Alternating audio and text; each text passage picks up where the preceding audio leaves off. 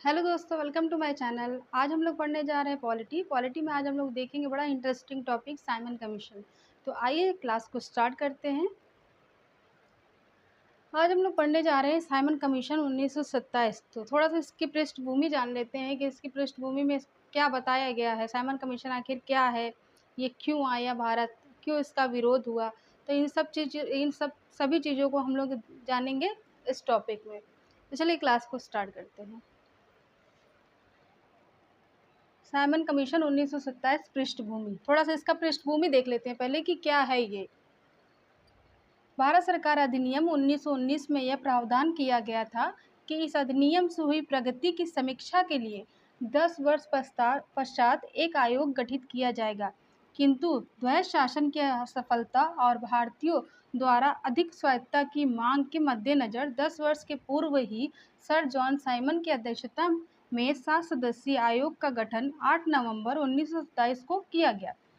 इसका मतलब ये हुआ कि भारत सरकार अधिनियम 1919 जो था उसमें क्या प्रगति हुई, उसकी समीक्षा करने के लिए 10 वर्ष बाद उसकी समीक्षा करने के लिए एक आयोग का गठन किया जाएगा।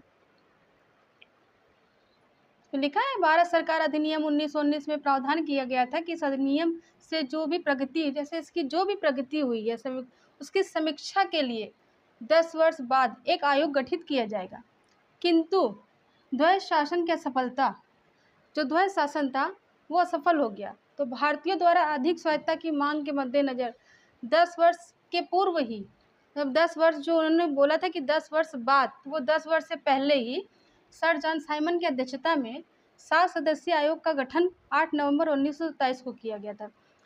तो 10 वर्ष के पूर्व ही, 10 वर्ष से पहले ही सर जॉन साइमन जो थे, इनकी अध्यक्षता में एक 7 सदस्यीय आयोग का गठन किया गया। कब किया गया? 8 नवंबर 1927 को किया गया। फिर इस घटनाक्रम को देखते हैं। आयोग के सभी सदस्य अंग्रेज थे।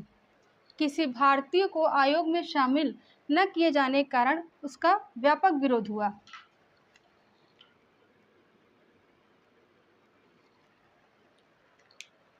आयोग के सभी सदस्य अंग्रेज थे।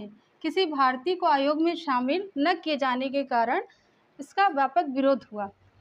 अब आप ये सोच लीजिए, अब इसको ऐसे समझिए कि आपके घर का इतिहास बन रहा हो, ठीक है, और आपके घर के सदस्य ही ना हो, तो फिर इस पे तो विरोध करेंगे ही घर वाले। तो बस ऐसा ही था कि हमारे भारत देश का संविधान बनने जा रहा था और कोई भारतीय ही नहीं था, सब अंग्रेज थे। तो इसीलिए इसका व्यापक स्तर पे बहुत विरोध हुआ। कांग्रेस के मद्रास अधिवेशन में आयोग के पूर्व बहिष्कार का निर्णय लिया गया। जो कांग्रेस का अधिवेशन था उसमें इस आयोग को पूरी तरीके से बहिष्कार करने का निर्णय लिया गया। 3 फरवरी 1928 को आयोग मुंबई पहुंचा। 3 फरवरी 1928 को आयोग मुंबई पहुंचा। जैसे ही मुंबई पहुंचा, भारत में आया, मुंबई पहुंचा, उसमें इसका ज़बरदस्त स्वागत हुआ। ज़बरदस्त कैसे स्वागत हुआ? लोगों ने साइमन गो बैक का नारा दिया और काले झंडे दिखाए। तो इतना ज़्यादा विरोध हुआ कि ये विरोध बहुत व्यापक स्तर पे हुआ। मुंबई, मद्रास, लाहौर, पंजाब। तो पंजाब में लाला लाजपत राय थे। लाला लाजपत राय भी, मतलब इतना ज़्यादा विरोध हो रहा था इसका कि लाठी चार्ज करवानी पड़ी पुलिस से। तो पुलिस की लाठी चार्ज से लाला लाजपत राय को चोट पहुंची और उनकी मृत्यु हो गई। जब उनकी मृत्यु हो गई तो ये विरोध और ज़्यादा हुआ। तो आखिर में अंग्रेज़ों को वापस जाना पड़ा। जब अंग्रेज वापस चले गए तो उसके बाद क्या हुआ? आयोग के विरोध के बावजूद उसकी अनेक बातों को भारत सरकार ने अधिनियम 1935 में स्थान दिया। इतना विरोध हुआ, फिर भी उसके बाद भी 1935 में इसको स्थान दिया गया। भारत सचिव लॉर्ड बर्किनहेड ने साइमन कमीशन का विरोध करने वाले नेताओं को सभी दलों द्वारा स्वीकार्य संवैधानिक मसौदा तैयार करने की चुनौती दिया। जो सचिव थे भारत के उस समय, भारत सचिव लॉर्ड बर्किनहेड, उन्होंने साइमन कमीशन का जब विरोध हुआ तो उन्होंने भारतीयों को चुनौती दिया कि आप इतना ही सक्षम है, आप इतना ही समझदार हैं या इतने ही जानकार हैं, तो आप भारत का संविधान बनाने की दिखाइए। एक चुनौती दी उनको। तो भारतीय जो थे, भारतीय उस समय, जिसे कांग्रेस ने स्वीकार करते हुए पंडित मोतीलाल नेहरू की अध्यक्षता में 10 सदस्यीय नेहरू समिति गठित किया गया। जो कांग्रेस थे, भारतीयों को इन्होंने चुनौती दिया, तो भारतीयों की जो चुनौती इन्होंने दिया उसमें कांग्रेस ने इसको स्वीकार किया और 10 लोगों की एक कमेटी बनाई। ये 10 सदस्यीय नेहरू समिति गठित किया गया। तो वीडियो को हम लोग और इसका जो पार्ट है बच्चों हम लोग और आगे भी देखेंगे, तो कंटिन्यू आप बने रहिए। इसका दूसरा भी पार्ट अभी जल्द ही आएगा। तो वीडियो को लाइक करिएगा, चैनल को सब्सक्राइब करिएगा। चलिए इसका नेक्स्ट वाला पार्ट देखते हैं। Thank you.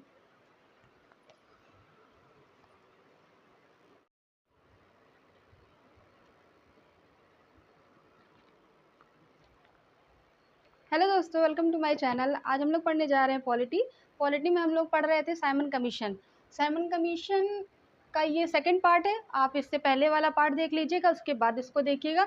साइमन कमीशन और भारत शासन अधिनियम 1935।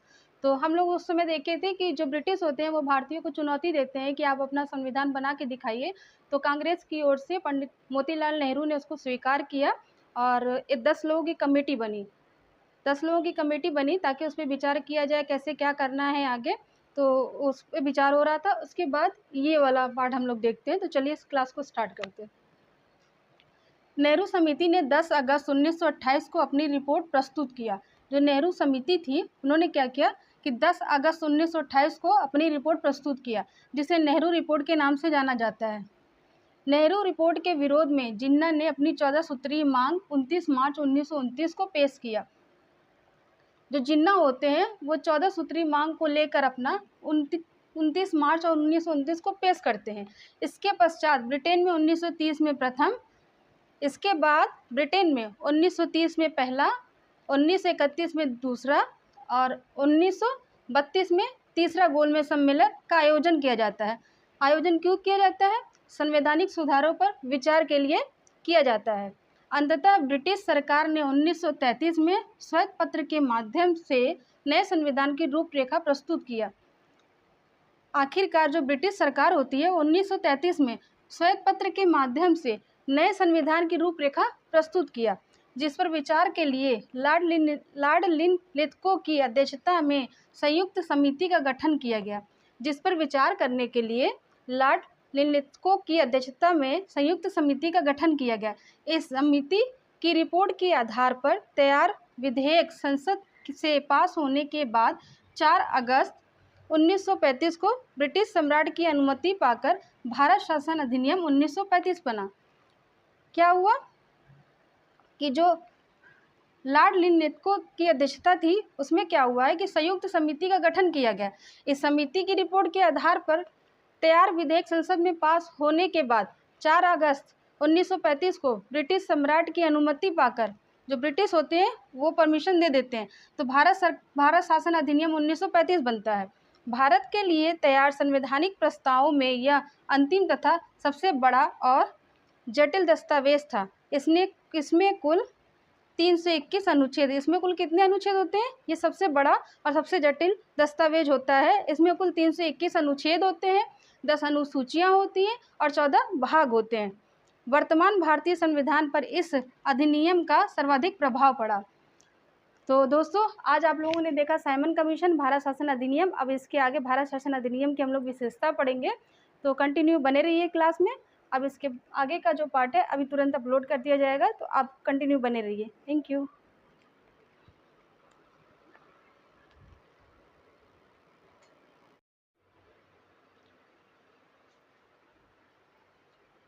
हेलो दोस्तों, अभी हम लोग देखने जा रहे हैं भारत शासन अधिनियम 1935 की विशेषताएं। तो आइए देखते हैं इसकी विशेषताएं क्या क्या थी।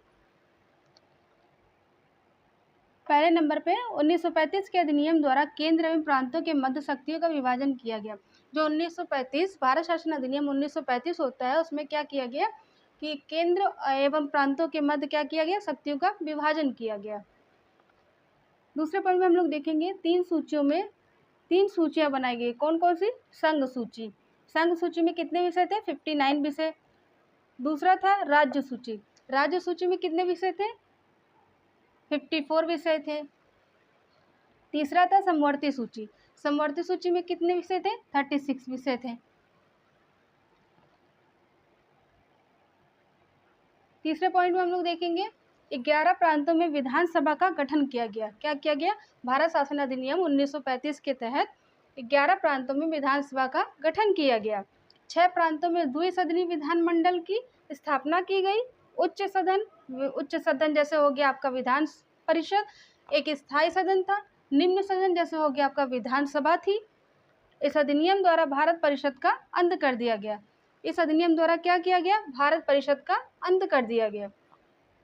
चौथे पॉइंट में हम लोग देखेंगे इस अधिनियम द्वारा 1935 ईस्वी वर्मा को भारत से अलग कर दिया गया। तो दोस्तों यहाँ से क्वेश्चन बनता है, इसको ध्यान से देखिएगा। तो क्वेश्चन पूछता है कि किस अधिनियम द्वारा वर्मा को भारत से अलग किया गया? तो वो भारत शासन अधिनियम 1935 के द्वारा वर्मा को भारत से अलग कर दिया गया। पांचवें पॉइंट में हम लोग देखेंगे इसके तहत संघीय न्यायालय का प्रावधान किया गया, जिसकी स्थापना 1937 में हुई। एक क्वेश्चन ये भी बनता है कि संघीय न्यायालय की स्थापना किसके तहत किया गया था? तो 1935 अधिनियम के तहत किया गया था, जिसकी स्थापना 1937 में होती है। छठे पॉइंट में हम लोग देखेंगे संघीय लोक सेवा आयोग की स्थापना के साथ साथ प्रांतीय लोक सेवा आयोग तथा संयुक्त लोक सेवा आयोग की भी स्थापना की गई। जो संघीय लोक सेवा आयोग था उसके साथ साथ प्रांतीय लोक सेवा आयोग तथा संयुक्त लोक सेवा आयोग की भी स्थापना की गई। सातवें पॉइंट में हम लोग देखेंगे सांप्रदायिक निर्वाचन प्रणाली की विस्तार करते हुए दलित वर्ग में जैसे अनुसूचित जाति के लोग, महिला तथा श्रमिक इत्यादि को इसमें सम्मिलित किया गया। तो दोस्तों आप लोगों ने आज देखा भारत शासन अधिनियम की विशेषता। तो इसके आगे की वीडियो देखने के लिए चैनल को सब्सक्राइब करिएगा, वीडियो को प्लीज़ लाइक करिएगा, और इसके आगे की वीडियो हम लोग देखेंगे। और जो भी क्वेश्चन बनते हैं उसको ध्यान से देखिएगा। पहला क्वेश्चन हमने आपको बताया था कि किस अधिनियम द्वारा वर्मा को भारत से अलग किया गया? तो अधिनियम 1935। दूसरा, किस अधिनियम द्वारा लोक सेवा आयोग किस अधिनियम द्वारा कहाँ गया क्वेश्चन? वर्मा को अलग किया गया इसके तहत संघीय न्यायालय का प्रावधान किया गया, जिसकी स्थापना 1937 में हुई थी। तो दोस्तों वीडियो अगर पसंद आए तो लाइक करिएगा, चैनल को सब्सक्राइब करिएगा। अब मिलते हैं इसके नेक्स्ट वाली पार्ट में। तो चलिए आज के लिए इतना काफ़ी है। Thank you.